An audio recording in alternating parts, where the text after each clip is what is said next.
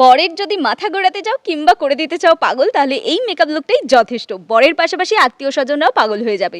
বিয়ের পরে প্রথম তিজে তুমি যদি এই মেকআপ লুকটা করো, তাহলে বিশ্বাস করো কেউ তোমার দিক থেকে চোখ সরাতে পারবে না।